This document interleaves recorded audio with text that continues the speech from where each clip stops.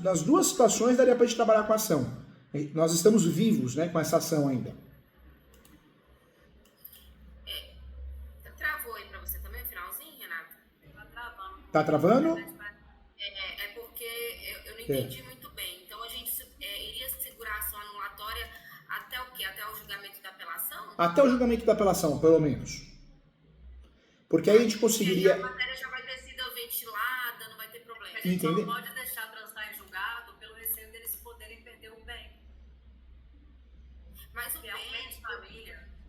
o bem, Renata, eu acho que não vai, a gente nem vai precisar, talvez, adentrar no vício de citação para tirar a questão da penhora.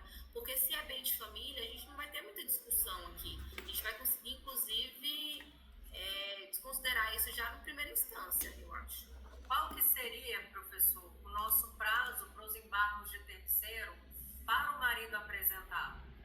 Teria de ser antes da apelação? Na verdade, o embargo de terceiro, se ele concordar em participar da estratégia, é muito interessante, porque a gente consegue livrar a matrícula do gravame justamente com embargos. Então, seria muito estratégico porque a gente consegue limpar a matrícula de novo.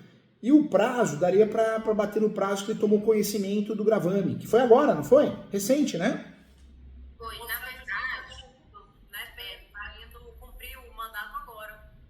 eles tentaram cumprir o mandato da questão da penhora e não conseguiram. E não conseguiram. Inclusive, ainda tem isso. A gente tem que verificar qual é o prazo para a gente eventualmente agravar, já que não teve ainda a intimação, né? Então daria para trabalhar. Nós temos um prazo de segurança, porque ainda vai ocorrer, né? Está na iminência de ocorrer, né? Sim. Ou seja, ocorreu num dia, distribui a ação no outro.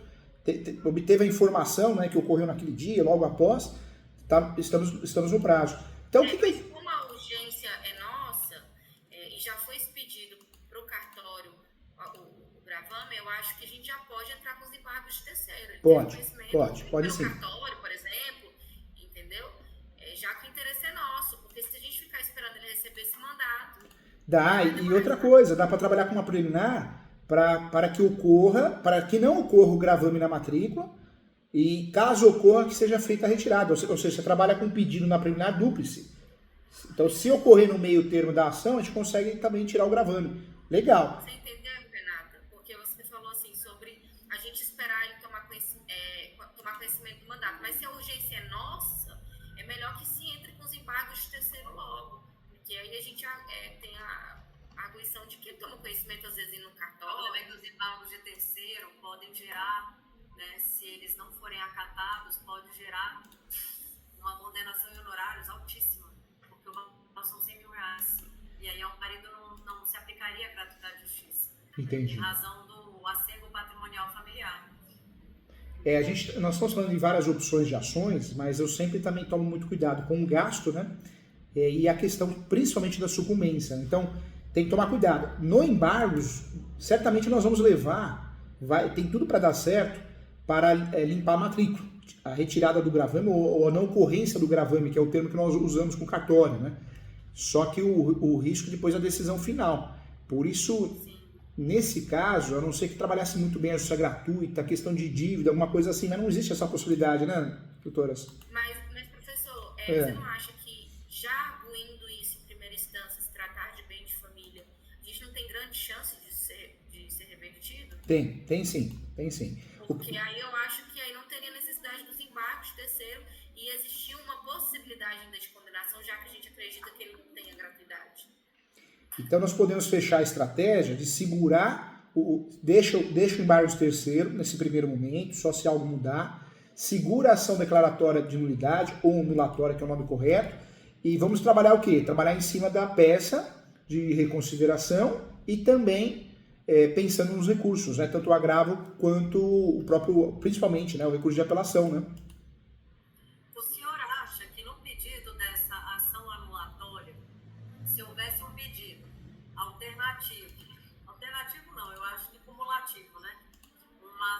Um pedido de consignação e pagamento do valor que é executado em tempo devido, o senhor entende que ele é conflitante ao pedido de anulatória ou não? Não, eu entendo que não é conflitante, não. Porque a raiz do problema é o mesmo, mas os objetivos são diferentes, né?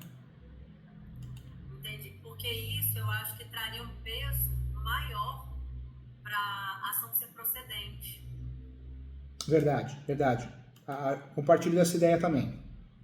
Porque a gente pediria uma perícia, né? Aí seria da esfera contábil, para poder analisar quais são, professor, os percentuais aplicados ao caso. Porque o que a gente está configurando a agiotagem, né?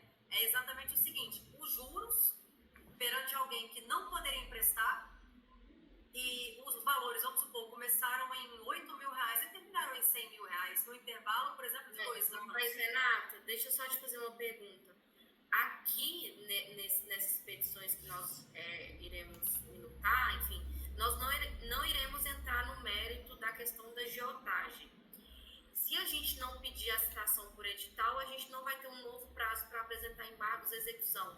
Onde e quando iremos entrar no mérito da questão da agiotagem? Essa questão da agiotagem, gente, porque nós temos um vício processual, né? Essa questão da citação, o vício processual. Nós podemos, até no recurso, né? O recurso permite trazer prova nova, recurso de apelação, então dá para a gente voltar no assunto da questão da agiotagem, mas o grande ponto aqui, nós temos um vício processual, então é uma defesa processual, né? Tá difícil a gente encaixar, trazer muito essa questão novamente, né? Mesmo na ação declaratória de nulidade ou nulatória, dá para a gente trabalhar em cima disso. Mas o principal ponto da ação é o vício da ordem licitatória, né? Não esgotou todos os meios, ou seja, é sempre uma questão processual. Nós estamos um pouco amarrados nessa situação da agiotagem, né? A gente poderia pensar... Vamos pensar na prática. Se a gente entra com o pedido lá de nulidade da citação por edital, e é acatado, o processo volta, e aí a gente vai ter a citação novamente. Seria isso? Seria isso. A ideia principal é isso, gerar nulidade e volta o processo do zero. Volta o processo do zero, mas aí a gente abrir um novo prazo dos embargos à execução. Mas aí como é que ficaria se a gente já apresentou uns embargos à execução?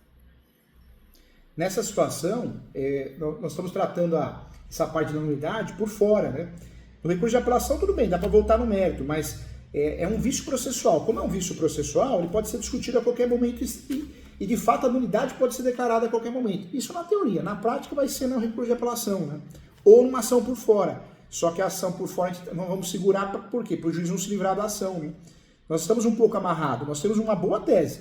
Nós temos a cereja do bolo na mão. Só que ao mesmo tempo o bolo não está pronto, né? A verdade é essa, né? Nós estamos com a cereja... A questão do vício da citação por edital, se porventura nós conseguíssemos resolver esses embargos à execução, eu acho que ela nem seria tão prejudicial, porque a gente apresentou sim os embargos à execução num tempo hábil. Quando ela tomou conhecimento da citação por edital, nós apresentamos. O problema é porque os embargos à execução, ele não seguiu a questão do pagamento das custas. Entendi. Então, se a gente tivesse alguma forma de reformular essa questão dos embargos à execução, para mim não tem nenhum prejuízo a questão da citação por edital. Isso aí, na verdade, a questão de nulidade da citação por edital foi uma forma de estratégia para a gente fazer com que o processo volte e apresente novamente os embargos à execução. Deu para entender? Entendi. Mas eles vão seguir de forma paralela, Suzana. Sim, mas você tem que trabalhar nos embargos de que o juiz não poderia sentenciar por pendência de uma análise de agravo de instrumento perante o tribunal, isso nos embargos de execução, e na execução o juiz não poderia dar sequência para a citação por edital sem esgotar os outros interesses do réu. Verdade. Verdade. Eu até abri aí uma jurisprudência, dá para ver? Dá para ver. Deixa eu abrir para tu. Eu coloquei aí, em que o juiz, os embargadores entendem que não tem como existir a extinção do processo quando existe ainda um agravo de instrumento pendente, mesmo que ele não tenha efeito suspensivo, já que a sentença lá de primeira instância, ela pode trazer algum prejuízo para a parte, por exemplo, pagamento de custas, enfim. Agora me fala uma coisa, doutoras, o que seria bom nesse caso para as doutoras? O fim, diante de tudo que está acontecendo, o que seria bom? É claro, né? A retirada do gravame da matrícula, mas o fator é não perder o bem, né? Cortou, professor. O que seria interessante, o que seria uma grande vitória nesse caso? Primeiro, conseguir a nulidade do título. Ou segundo, conseguir Entendi. Seriam os dois caminhos alternativos. Ou seja, por que eu estou perguntando isso e pensando nisso? Tá bom.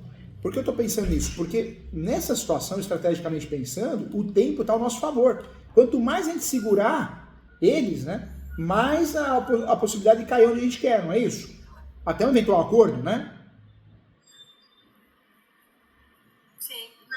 Não, eu acho que não é nem questão de segurar mais. Porque se não tomar a casa, eles não têm o que penhorar dela. Porque fora isso, professor, não entra valores no CPF dela. Tudo dela é CNPJ. Então, a única coisa penhorável no CPF seria a casa. Tá. Ela não tem patrimônio. Aí ela tem tudo vinculado ao CNPJ. Aí teria de ter a desconsideração da personalidade jurídica de forma invertida, não seria isso? Seria isso. Mas aí o cara teria que comprovar, né, a confusão, seria patrimonial. Teria que comprovar, teria que ter, além de provar muito bem, teria que ter aí a procedência do pedido, que hoje não é tão simples assim, igual falam, né? Ou seja, o tempo também está ao nosso favor, né? Se a gente conseguir enroscar durante anos, talvez surja aí uma oportunidade de acordo, não é? Alguma coisa nesse sentido? Sim.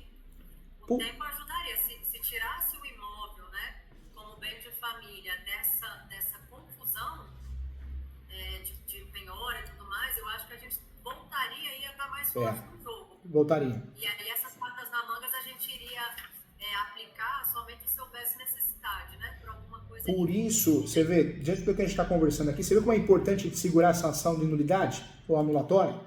Porque a gente precisa ganhar tempo, e essa ação ajudaria a gente a ganhar tempo, né? Após a decisão do recurso de apelação. Então vamos ter que segurar essa ação, porque é uma ação que está ali, uma cartinha na manga que a gente pode usar para ganhar mais tempo, né? Professor, que os argumentos que a gente tem de defesa, tanto acho que para embargos de execução, quanto para apelação, quer que seja, para ação anulatória, seria a nulidade de citação por edital, ausência de planilha de débito para apurar os juros aplicados